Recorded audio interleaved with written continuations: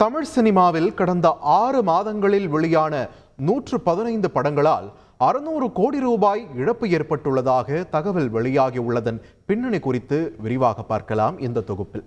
Weekend வந்துவிட்டாலே படம் book செய்து வைபாகும் cinema பிரியர்களுக்கு கடந்த 6 மாதம் கஷ்டகாலமாகவே அமைந்தது என்றுதான் சொல்ல வேண்டும். காரணம், கோலிவுட்டில் வெளியான சில படங்களால் திரையரங்குகள் அத்தனை எளிதில் நிரம்பிவிடவில்லை. இதற்கிடையில் மலையாள சினிமாக்கள் தமிழ் ரசிகர்களை ஈர்த்து ஸ்கோர் செய்ய கோலிவுட்டை ஆட்டி படைத்து வந்தன மலையாள படங்கள். அதற்கு டஃப் கொடுக்கும் வகையில் தமிழில் ஏதும் படங்கள் வெளியான பாடில்லை. இதனால் பல பழைய படங்கள் ரீரிலீஸ் செய்யப்பட்டன. ஆண்டு தொடங்கியது முதலே தமிழில் நல்ல படமே வெளியாகவில்லை என திரை ரசிகர்கள் புலம்பிக் கொண்டிருக்க, கடந்த 6 மாதத்தில் மட்டும் 115 படங்கள் வெளியாகியுள்ளதாக அதிர்ச்சி தகவல் வெளியாகியுள்ளது. அதிலும் இந்த 115 படங்களும் தமிழ் திரையுலகிற்கு கிட்டத்தட்ட 600 கோடி ரூபாய் இழப்பு ஏற்படுத்தியிருப்பதுதான் இன்னும் பேரதிர்ச்சி. ஆம், இந்த 115 தமிழ் படங்களில் 101 படங்கள் எதிர்பார்த்த லாபத்தை தரவில்லையாம். அண்மையில் வெளியான சொற்ப படங்களே தமிழ் திரைத்துறையில் சற்று லாபத்தை கண்டுள்ளது. அந்த லிஸ்டில் 100 கோடி வசூலை ஈட்டி அரண்மனை 4 முதலிடத்தில் உள்ளது.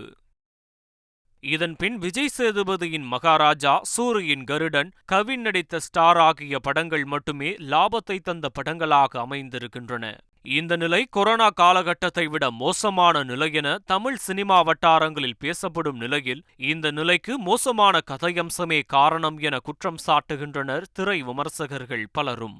இதனால் திரையரங்குகளுக்கு மக்கள் வருகையும் குறைந்துவிட்டதால் நல்ல வரவேற்பை பெற்ற படங்கள் கூட பெரும் லாபத்தை தரவில்லை என்கின்றனர் திரையரங்கு உரிமையாளர்கள். திரையரங்குகள் மட்டுமின்றி டிஜிட்டல் உரிமத்திலும் தமிழ் திரையுலகிற்கான மவுஸ் குறைந்ததாகவே கருதப்படுகிறது. முன்பெல்லாம் ஒரு படம் 20 கோடி ரூபாயை தியேட்டரில் வசூலித்தால் அதே தொகைக்கு டிஜிட்டல் உரிமை பெறுவார்கள். ஆனால் இப்போது 20 கோடி வசூலிக்கும் படத்திற்கு கூட வெறும் 3 கோடி 4 கோடி ரூபாய்க்கு டிஜிட்டல் உரிமை போவதாக தயாரிப்பாளர்கள் வேதனை தெரிவித்ததை பார்க்க முடிந்தது. 2024 முதல் பாதி இப்படி போக, அடுத்த பாதியோ பிரம்மாண்டங்கள் படையெடுத்து நிற்கிறது. ஆம், வரும் 6 மாதங்களில் டாப் ஹீரோக்களின் படங்கள் வெளியாவதால் தமிழ் சினிமா அதி முக்கியத்துவம் பெறும் என எதிர்பார்க்கப்படுகிறது.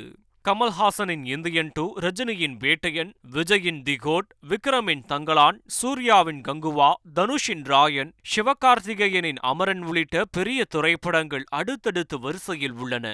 இதனால் முதல் பாதையில் விட்ட 600 கோடியை பல மடங்காக தமிழ் சினிமா மீட்டெடுக்கும் என தயாரிப்பாளர்கள் எதிர்பார்த்திருந்தாலும், இப்படங்கள் சாதித்தால் மட்டுமே தமிழ் சினிமாவின் சூழல் மாறும் என சினிமா விமர்சகர்கள் தெரிவிப்பதால் கோலிவுட்டை காப்பாற்றப் போவது யார் என்ற போட்டியும் ஏற்பட்டுள்ளது.